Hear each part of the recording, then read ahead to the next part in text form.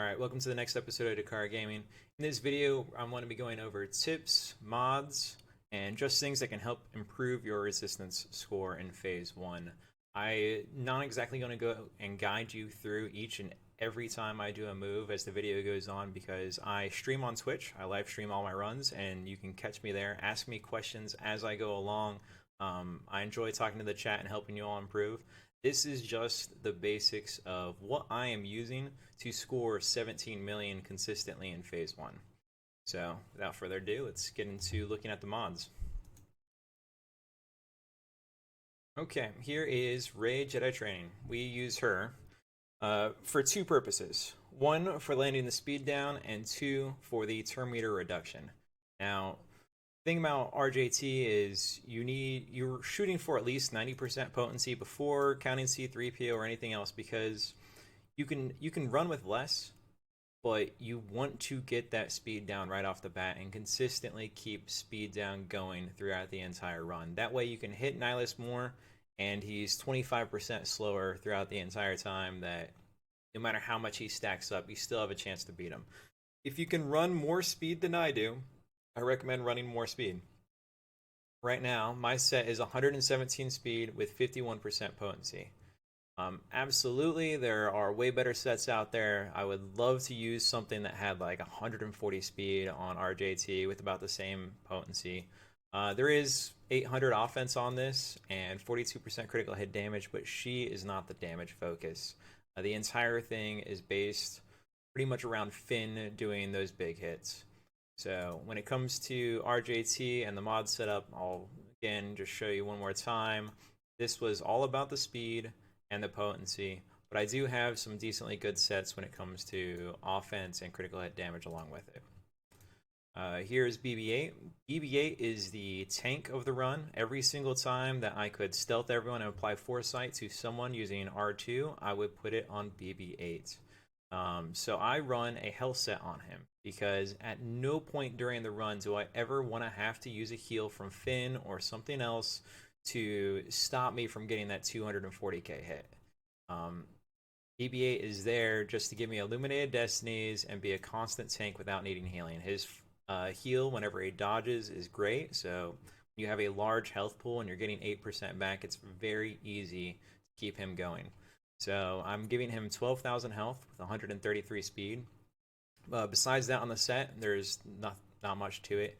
He doesn't do much damage on every run, like 385k or something like that. So his damage doesn't mean anything to me. I do like having the health set on him. I, of course, would want more speed, but you're limited to what mods you have. R2. R2 is spreading around his offense via number crunch. So I put a lot of offense on R2. Come down here, he only has 83 speed, but he has 1318 offense. So R2 is there for two reasons: to spread around the offense and make sure that BB-8 is the one taking the basic hits so I don't lose translation stacks on RJT. Now, during every run, there's always a chance you're going to lose stacks on RJT, and I'll get into how high I prioritize that when we talk about some tips. C3PO is going to be speed and potency. With him, I'm running 139 speed and 35% potency. Now, this is the first time I've used this set on C3PO, because normally I had a little less potency. I want to say it was 93-ish. I wasn't landing Confuse as often as I wanted to, so I bumped his potency up about 6%, and I landed Confuse a lot more. Now, why is Confuse important? Because at 3 stacks of Confuse, you get defense down, and that's where you see your crits go from 180k to 230k. So C3PO, speed and potency. If you can get more speed and more potency, all the better to you. Speed being the higher priority there, potency being a very, very close second. But as long as you're pretty much over 90, you should be able to get 3 stacks. Just the quicker and easier you get them, the better. And the more... so by being over 100, if I have to hit Nihilus one time, let's say Finn's turn comes up before C3PO, there's a chance I can still land Confuse down. Still land Confuse before his, as long as I haven't hit him 2 times. So that's why we're rocking C3PO with 100 potency and a lot of speed. All right, Finn. This is the one that everyone wants to see because they're like, well, what does your Finn have that he's doing 16 million damage on this run? So I did add Gear 12 Plus to him, I believe 2 runs ago. It definitely helps. You don't need to have it to get 17 mil runs. It definitely helps. This right here, giving him the strength, which is his physical damage, as well as just plus 115 physical damage and speed is very, very important. I think everyone is undervaluing speed too much for offense. I've watched people's guides. I've seen guides come out after I've posted my 17 million damage video out there. People are like, oh, well, let me write a new guide on what he did. All this. It seems like people are missing key things, and that is Finn is a slow enough character that he'll never lose the Illuminated Destiny buffs, but you want him to be fast enough that he's taking multiple turns between Illuminated Destinies. If you have a slow Finn rocking 30 speed and 1800 offense, you're almost only going to be taking turns when you use Illuminated Destiny and you get all that free turn meter. Yes, there's free turn meter on exposes here and there, but this run, the turn meter that you get off exposes is only used when you're in bad situations. Really, just having expose on the boss and the turn meter reduction is the point of those exposes. The bonus turn meter that you're getting to take more turns, it's nice, but that's not happening that much to allow him to go without speed. I highly recommend people put speed on him, as well as having a critical hit damage set. So when you look at my Finn, 98 speed, 72% critical hit damage, and 1,152 offense. I will show you the mods. Yes, I have some pretty good mods. I've farmed raid set mods that have speed with them. I don't think chasing after things that just have only offense and crit chance and stuff like that is the way to go, because speed is the #1 thing in this game. The more turns you take, the more damage you can do. So here's just a brief look at some of the mods. Click on each one. You can pause it and kind of just see how good or bad you think they are.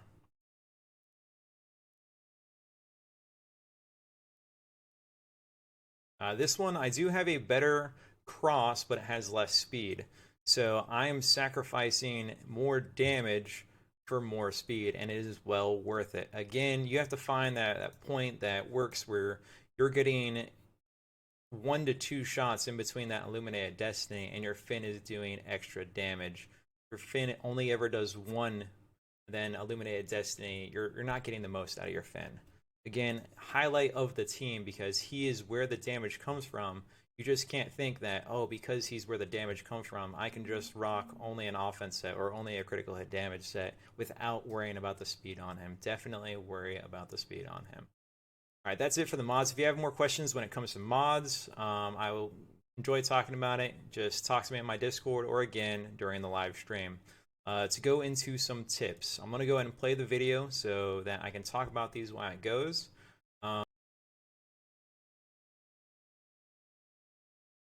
Okay, let's talk about what I go for when this run begins. Now, the reason we started at 33%, well, 34%, is just because of luck. I tried a few runs, and within the first 2 minutes of each run, I didn't like where it was going because I was having some really bad RNG.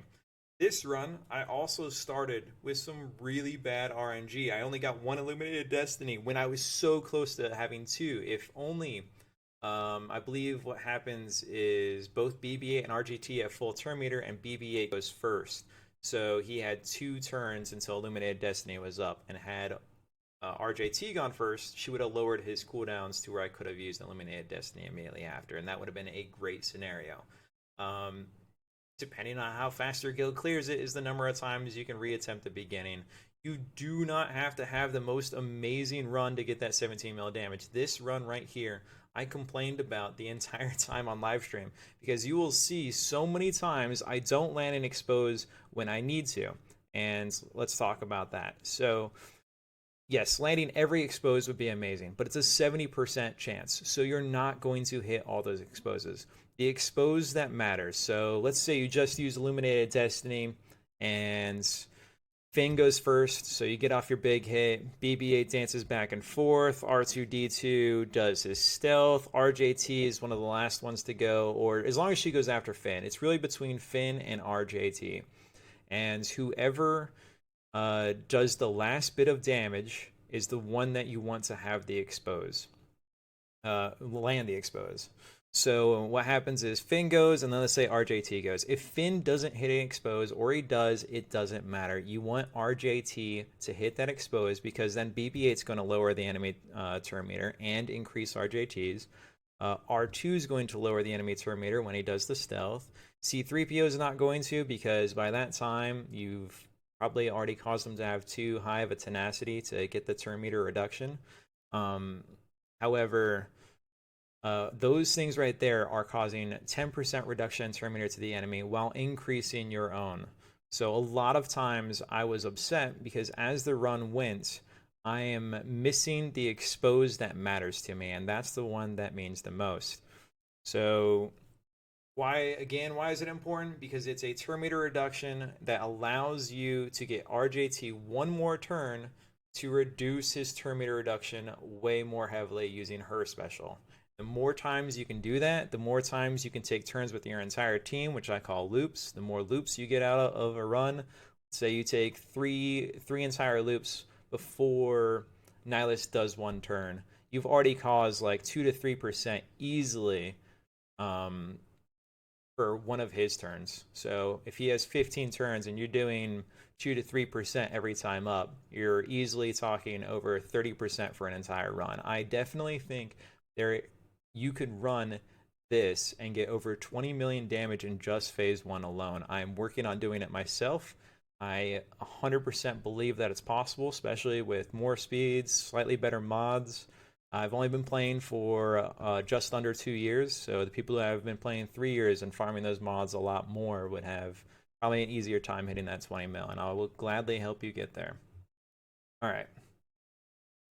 One of the next things is talking about who I want to soak up the Annihilate. Now, most of the time, I want R2 to take the Annihilate.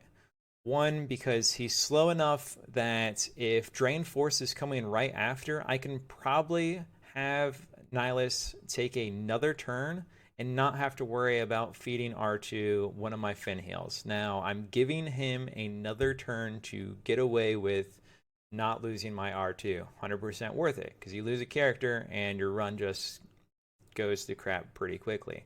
Also, R2, you can foresight him with RJT, but that's one of the worst case scenarios. You don't want to do that often. BB-8 can heal R2 because he's a droid, so if you put foresight on R2 and foresight on BB-8, you're going to get a lot of health back up on your R2 quickly, since R2 should never be coming out of stealth if you have him slow enough. Like, it's so rare he comes out of stealth. It only happens during Illuminated Destiny, and chances are you're probably going to put him right back into stealth.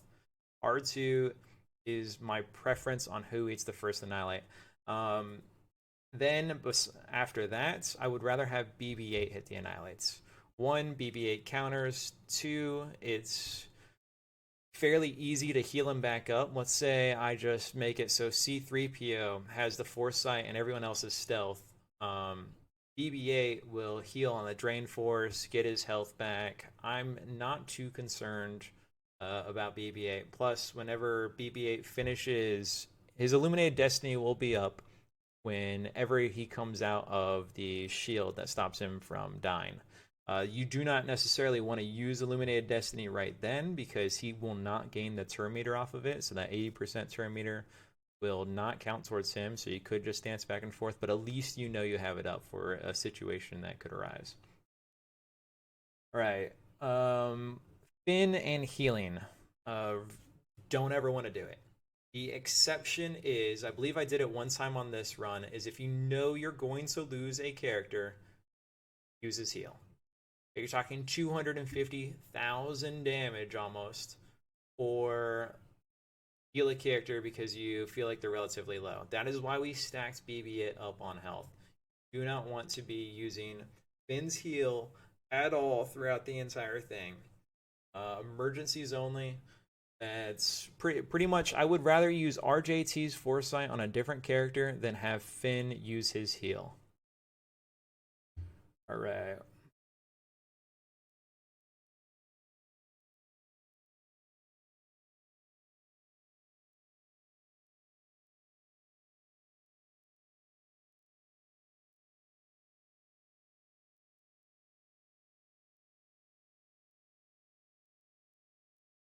The last two things I want to cover are, you will see I don't always use Illuminated Destiny. Now, why wouldn't you use Illuminated Destiny? The reason is, if you look over at Finn's turn meter when I skip it, I know my BB-8 is way faster than my Finn. So if I can give Finn a turn, he'll always, like I talked about earlier, he always has the buffs up because he's never taking 3 turns and losing the Illuminated Destiny buff. So let's say Finn's about to take his second turn, his second big hit. He does the big hit, and I will have Finn use Illuminated Destiny then. But it's all based on how close Finn is to taking a turn on whether or not I save BB-8's Illuminated Destiny. Also, you have to look at Nihilus. Be like, okay, well, is Nihilus going to take a turn before BB-8 gets back up there, or do I think I can get BB-8 back up to another turn before Nihilus takes a turn? You have to look at RJT's turn meter. You have to look at everyone's turn meter. It's not just the simple thing of, well, I saw Decara skip this to get the hit, and then I wasn't able to get all my turns through. You have to look at the entire scenario. Be like, yes, I can use Finn. Whether he lands the exposed or not, I should be able to get BB-8 a turn. RJT will reduce enemy turn meter. BB-8 uses Illuminated Destiny. Then I get that entire loop all over again. That's pretty much the only reason I skip using Illuminated Destiny. You can run into points of just after Annihilate or other small chances in there, but they're few and far between, not really worth talking about.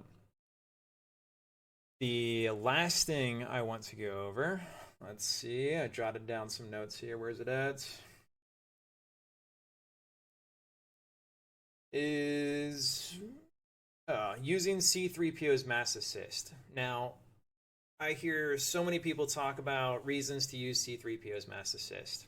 The biggest reason I use C3PO's mass assist is because when everyone takes a turn, they're landing a bunch of exposes to feed my team turn meter. Now, it is counterproductive to Nihilus get stacked with a bunch of tenacity and a bunch of speed. So, look at how much turn meter Nihilus has. Look at how much turn meter you have. Will calling everyone in give you turns before Nihilus goes? If the last hit has exposed on it, is BB-8 going to be the first one to go? He'll dance back and forth, lowering Nihilus 5%, and he'll increase RJT's turn meter if she didn't get to full. Can that happen? Can we get our characters to full? Then you also have the coin flip scenario. So you know Nihilus is going to take his turn in just a moment. You could call everyone in and leave it up to a coin flip. So Nihilus now has 100% turn meter because you just hit him a bunch of times and fed him turn meter. Your team, you have 2 people with 100% turn meter. Hopefully RJT, and maybe it doesn't really matter. I mean, as long as you have an expose at the end, doesn't matter who takes a turn, because if you use a special, it will lower Nihilus by 5%, and then RJT could take her turn. But you're doing a coin flip because everyone with 100% turn meter has a chance to take a turn. You call on the mass assist. Nihilus has full turn meter, RJT has full turn meter, Finn has full turn meter. If the last hit doesn't have expose on it, that means when you hit him, let's say Finn takes the turn first. When you hit him with Finn, he's not going to lower 5% turn meter, and maybe he'll go before RJT at that point. If RJT goes first, you just lower his cooldown, and then you get that whole another turn potentially. I mass assist when I need turn meter, or Nihilus is about to take his turn, and I'm going to try to race him to 100% turn meter and do the coin flip scenario. I do the coin flip multiple times in this run. I call him in for a turn meter when I think Nihilus is going really fast and I might be able to get 1 more turns out of it. That does happen, but it's so few and far between on when to mass assist. Always remember, that the moment you mass assist and hit him all those times, you've pretty much made him fast enough that getting a loop out of it without Illuminated Destiny is not going to happen. Once your characters take a turn, Nihilist is going to be too fast for you to reduce his turn meter. Okay, that is everything I have. I'm going to play the rest of the video, speed it up potentially. If you want to talk more about it, feel free to come to my Discord. I have a guide written down in the Discord, but more importantly, come to the Twitch and you can ask me during my live runs. I do this every 4 days, and you can watch the run go and be like, well, why did you use the fire there instead of the stealth? Or why did you do this? I enjoy answering questions and helping you all get better scores. So a few people have already sent me messages with I've done 16.5 mil in phase one only. I love reading that stuff. Come to the Discord, come watch the Twitch. I will help you as much as I can, and good luck on your runs.